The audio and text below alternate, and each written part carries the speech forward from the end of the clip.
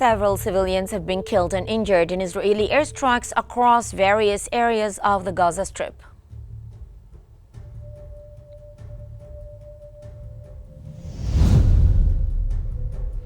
Commissioner General of the United Nations Relief and Works Agency for Palestine refugees in the Near East since 2020 states that Gaza has become a pandemic of disabilities.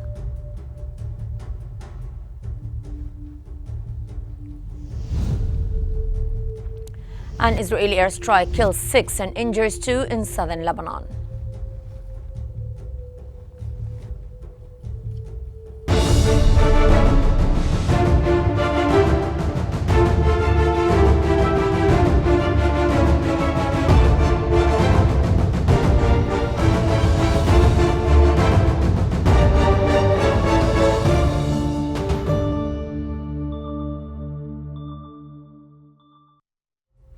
It's 4 p.m. Cairo local time, and you're now watching Q News. And we begin tonight's bulletin with the latest developments in Gaza.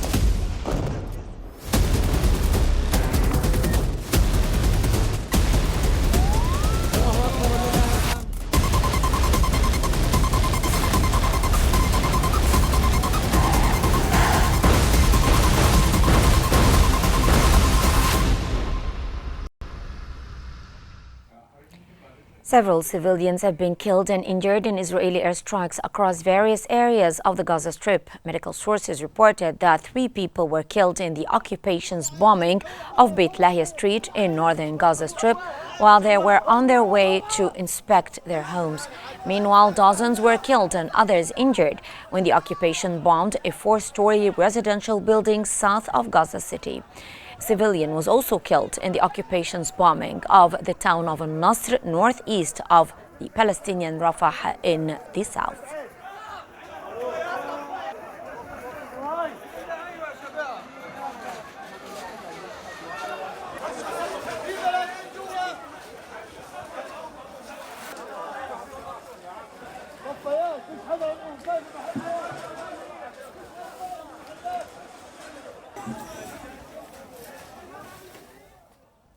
Israeli occupation forces have arrested at least 18 Palestinians, including children, from various parts of the West Bank since last night. The Palestinian Medical reported that the raids were accompanied by assaults, threats against the arrested civilians and their families, as well as widespread destruction and vandalism of homes.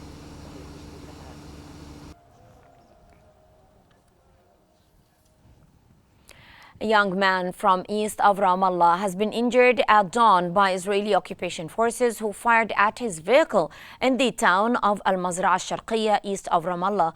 Additionally, the occupation forces arrested 2 youths, both aged 17 years old, after raiding their parents' homes in the village of Al-Mughayr, northeast of Ramallah. The occupation forces also raided a residential building near Al-Ain Mosque in the city of Al-Biyara.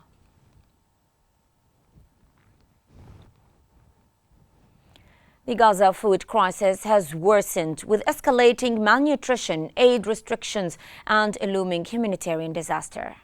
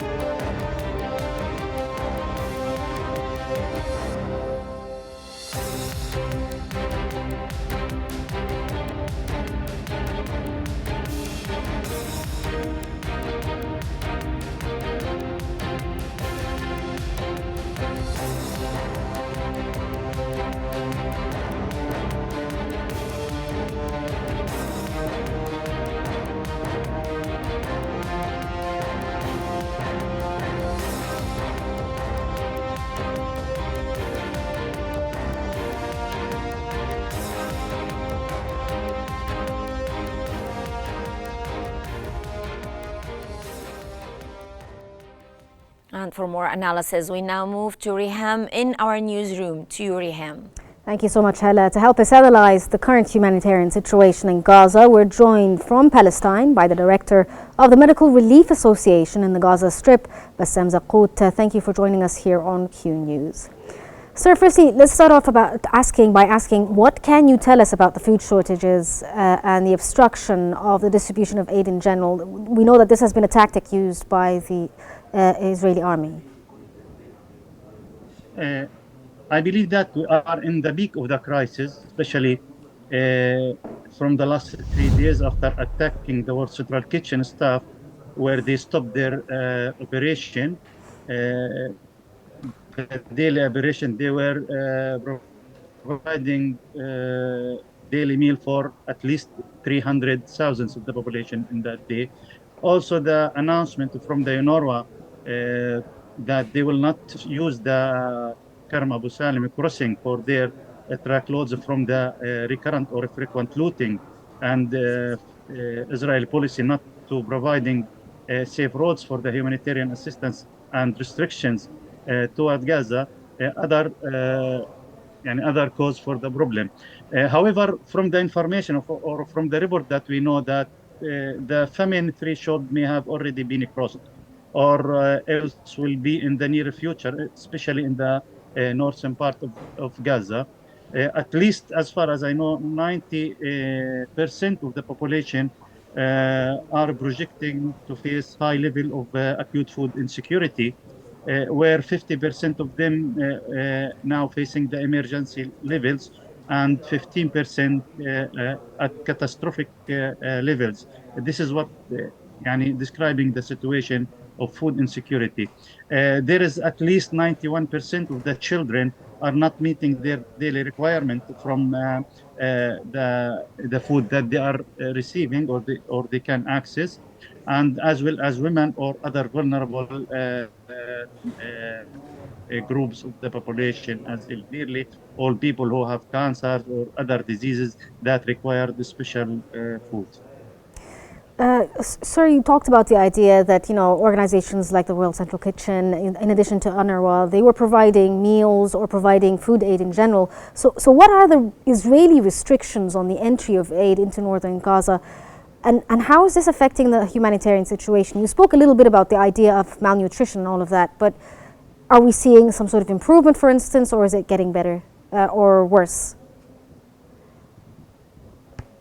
No, I said that we are in the peak of crisis and the situation is very poor.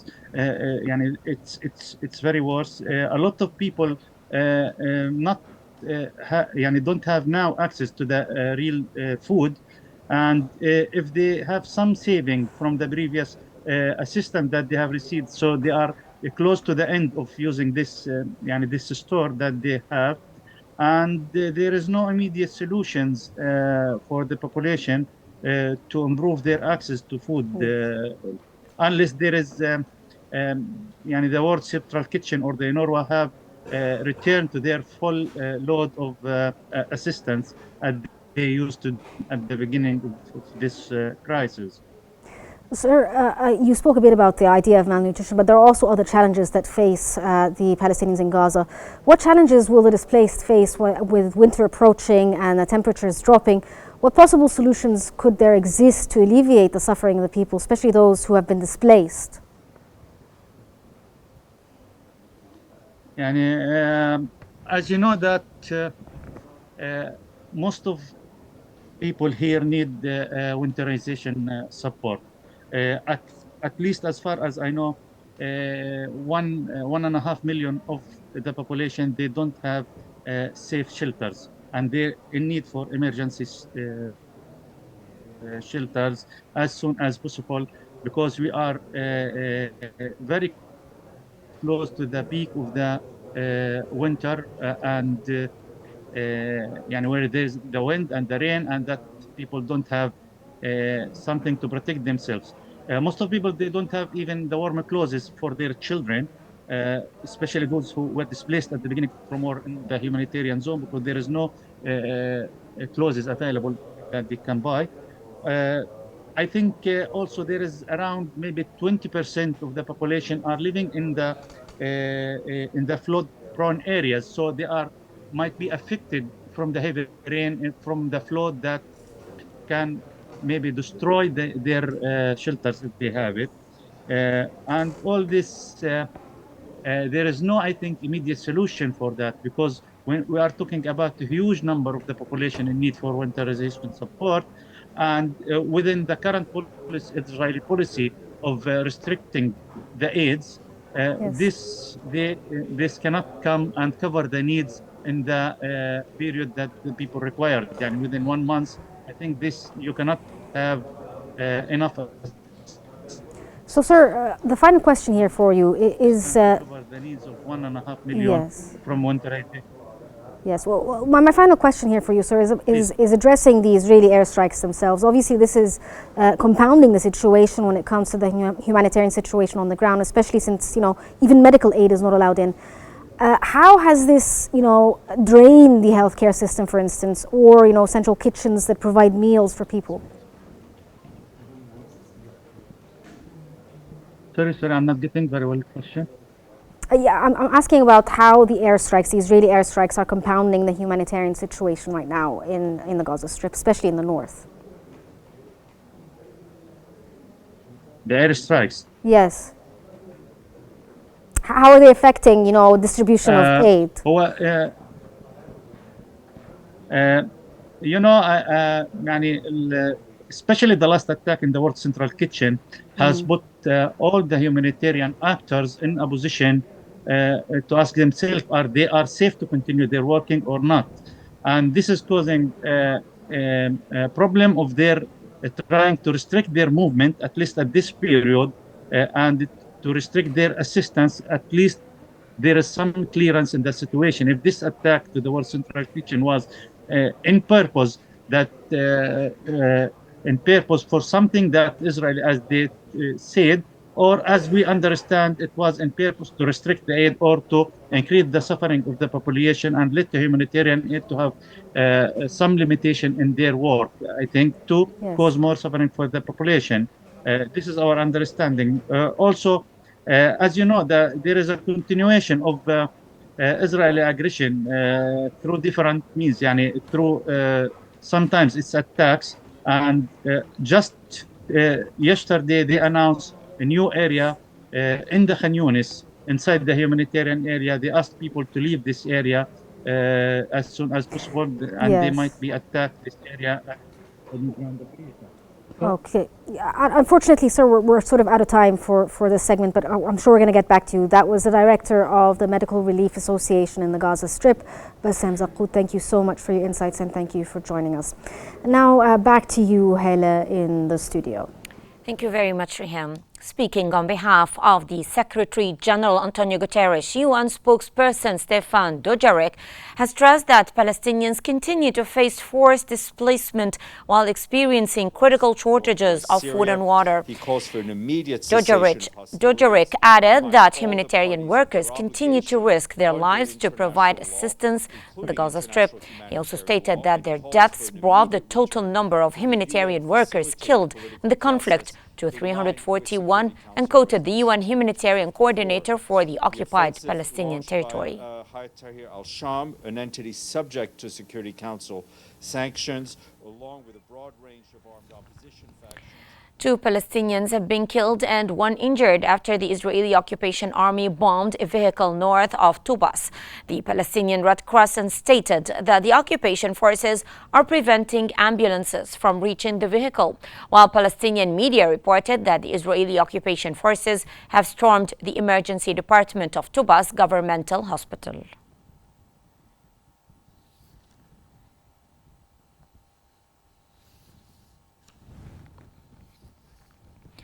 Displaced Palestinians from northern Gaza have moved to Gaza City, where they are now living in tents amidst piles of rubble and rubbish. Near Ma'rouf's tent, there are piles of trash, waste and rubble, with overcrowded areas filled with tents lined along a main street, where other displaced families are staying with barely any basic necessities for cooking and cleaning.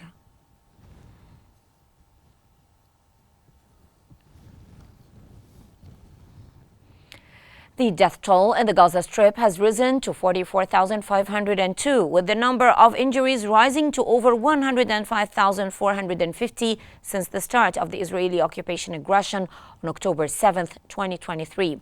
At least 36 Palestinians were killed and 96 injured in Israeli attacks across Gaza in the past 24 hours, according to the enclave's health ministry. Moreover, at least 10,000 people are unaccounted for, presumed dead under the rubble of their homes throughout the Strip. U.S. Ambassador to the UN and December's UN Security Council President Linda Thomas-Greenfield has emphasized the dire humanitarian situation in Gaza. Thomas-Greenfield stated that the situation is dire and the U.S. will persist with relentless diplomacy to end the conflict and secure the release of the remaining detainees. She also emphasized that the U.S. will continue working tirelessly to alleviate the suffering of the Palestinian people. Around the clock to alleviate the suffering of the Palestinian people. Commissioner General of the United Nations Relief and Works Agency for Palestine Refugees in the Near East since 2020, Philip Lazzarini, has stated that Gaza has become a pandemic of disabilities. In a post on X, he said that Gaza has the highest number of child amputees per capita in the world. He added that before the war, 1 in 5 families surveyed had at least one person with a disability. Nearly half of these families included a child with a disability, according to him.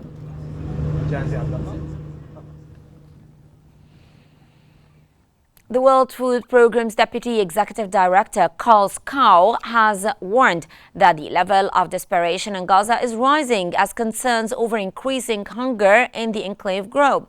Scow stated that the World Food Programme was only able to deliver aid to approximately 300,000 to 400,000 Palestinians in November across the Gaza Strip due to ongoing Israeli occupation military offensives and the looting of convoys.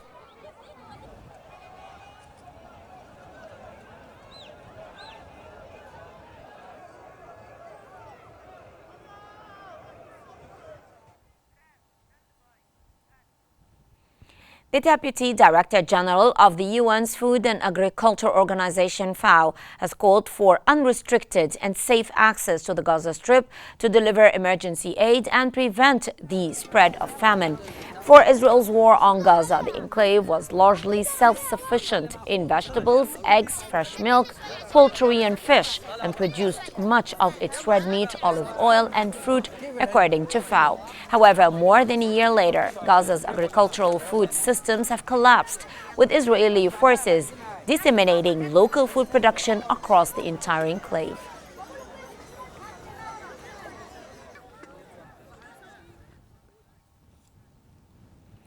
U.S. Senator Bernie Sanders has stated that the government of Israeli Prime Minister Benjamin Netanyahu is committing war crimes and ethnic cleansing in the Gaza Strip. In a post on his X account, Sanders stressed that Netanyahu's government is committing war crimes and ethnic cleansing in the Gaza Strip. Describing the war crimes committed by Israel in Gaza, he said that terrorism cannot be fought by starving Palestinians and killing tens of thousands of civilians.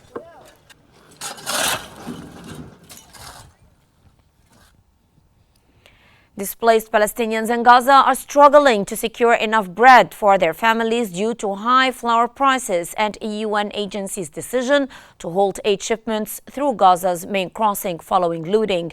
Displaced people in Deir el-Balah faced significant food insecurity in November due to a flour shortage and the lack of food.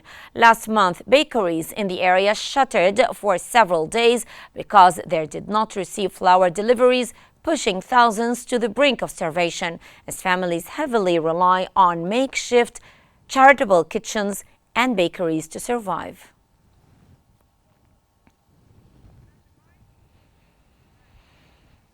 Saudi Crown Prince Mohammed bin Salman and French President Emmanuel Macron have agreed to make every effort to contribute to de-escalation in the Middle East.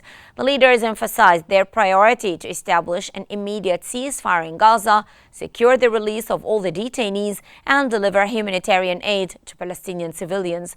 They also pledged to continue diplomatic efforts for a ceasefire between Israel and Hezbollah and called for a presidential election in Lebanon to ensure stability.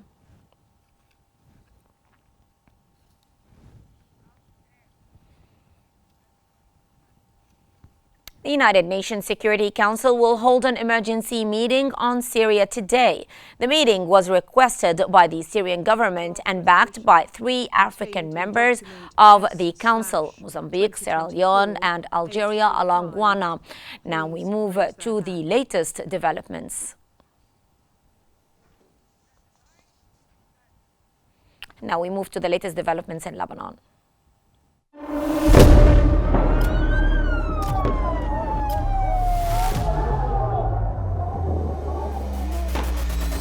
كل المستهدفين هن مدنيين.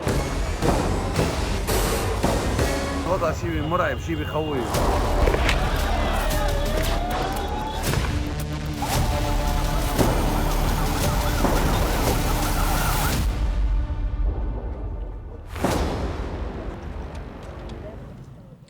Six Lebanese civilians have been killed and 2 others have been injured in an Israeli airstrike that targeted southern Lebanon.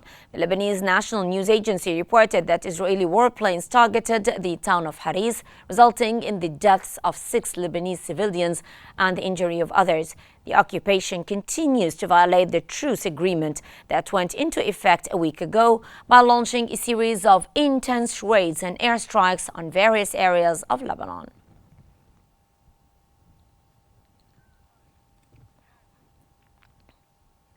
Israeli military spokesperson for Arab media Avichai Adrai has reminded people in Lebanon that they are prohibited from traveling south in their country.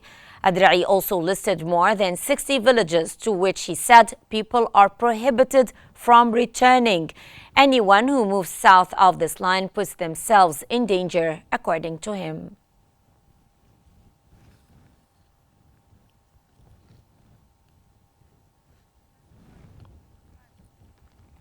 Lebanon's official national news agency has reported that the Lebanese army has increased its presence in the neighborhoods and streets of Tyre and its surrounding areas.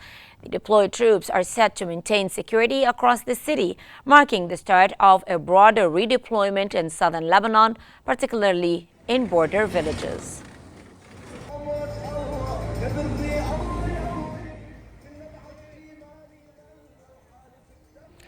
According to 2 senior political sources who spoke to Reuters, top Lebanese officials have urged Washington and Paris to pressure Israel to uphold the ceasefire. Lebanon's caretaker Prime Minister Najib Mikati and Speaker of Parliament Nabih Berri spoke with officials at the White House and the French presidency late on Monday, expressing concern about the state of the ceasefire.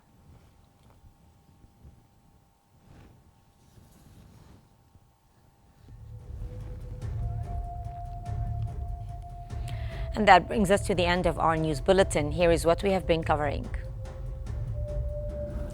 Several civilians have been killed and injured in Israeli airstrikes across various areas of the Gaza Strip.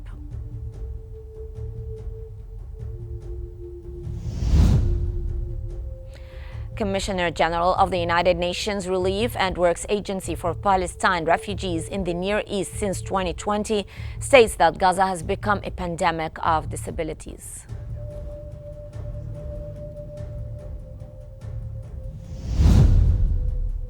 And an Israeli airstrike kills 6 and injures 2 in southern Lebanon.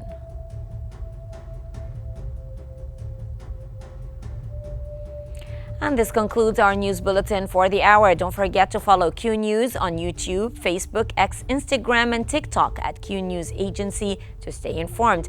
Thank you very much for watching and stay tuned for more updates here on Q News.